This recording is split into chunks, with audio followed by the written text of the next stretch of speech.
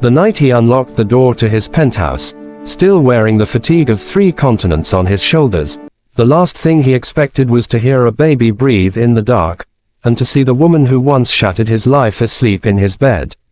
Ethan Vale stood frozen, his hand still on the door handle, his tailored coat slipping from his arm. The city lights spilled through the glass walls, illuminating a scene that made his heart forget how to beat. On his bed lay Lily Harper, his ex-wife, her hair spread across his pillow like a memory he'd tried to bury.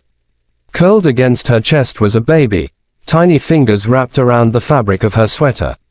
The child stirred, releasing a soft sigh that echoed louder than any boardroom applause Ethan had ever received.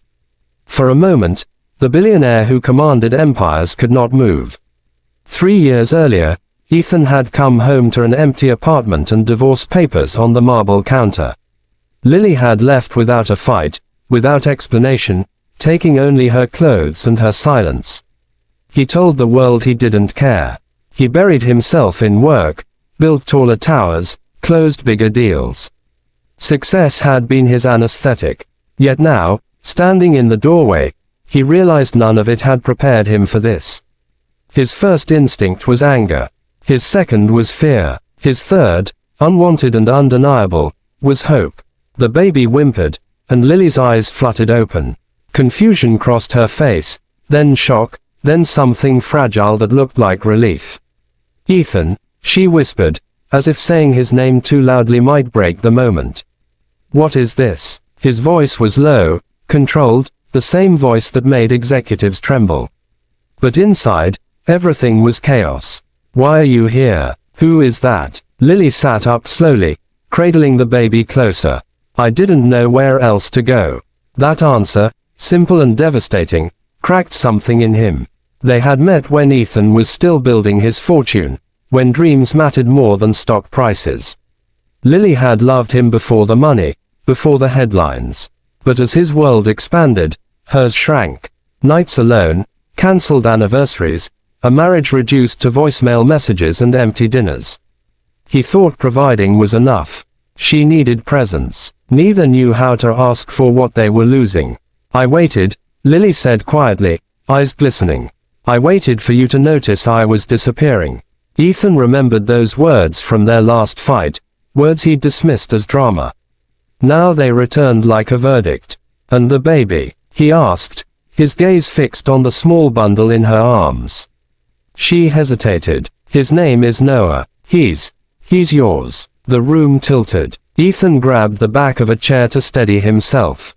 "That's not possible," he said automatically, though his heart already knew. He remembered the night before she left, the argument that ended in desperate closeness, both of them clinging to something already breaking. "I found out after I left," Lily continued. "I tried to tell you. Your assistant said you were unreachable. Then the lawyers started calling. I thought you didn't want us."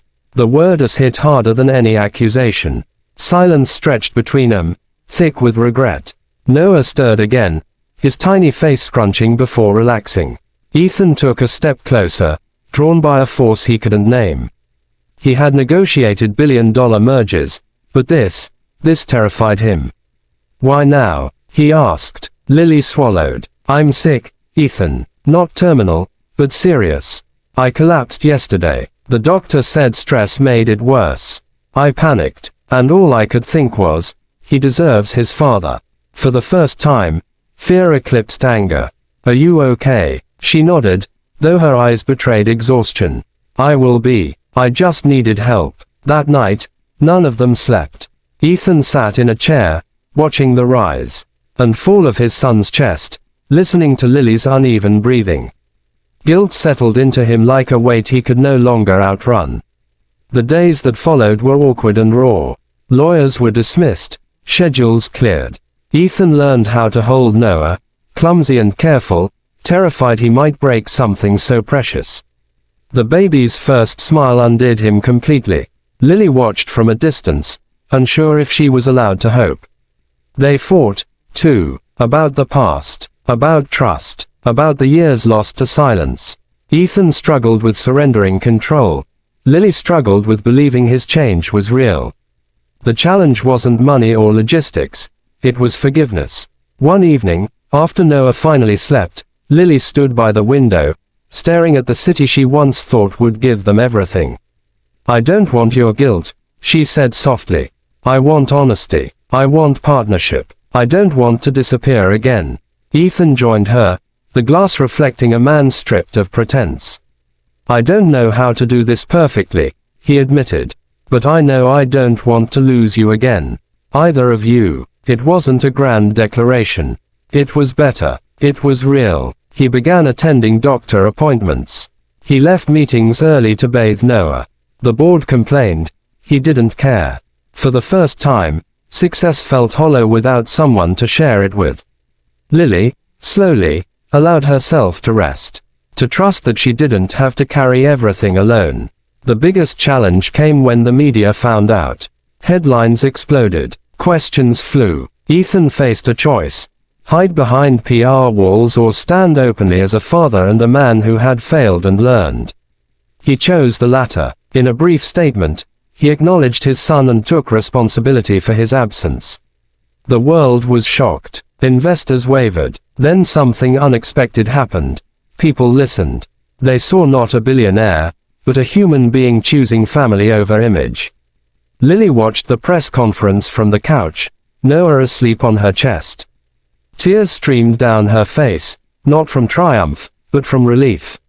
Healing wasn't instant. Some nights, old wounds reopened. Some mornings, fear returned. But they faced it together, learning that love wasn't about perfection. It was about staying when leaving was easier. Months later, the penthouse felt different. Laughter replaced silence. Toys cluttered the floors. Ethan worked less, lived more. Lily regained her strength, rediscovered parts of herself she'd lost. They weren't the same people who'd fallen in love years ago, but they were better. One quiet evening, Ethan held Noah as Lily cooked dinner. The baby reached up, grabbing Ethan's finger with surprising strength. Ethan smiled, eyes shining. "I missed so much," he whispered. "But you're here now," Lily said, meeting his gaze. And that was the truth that carried them forward.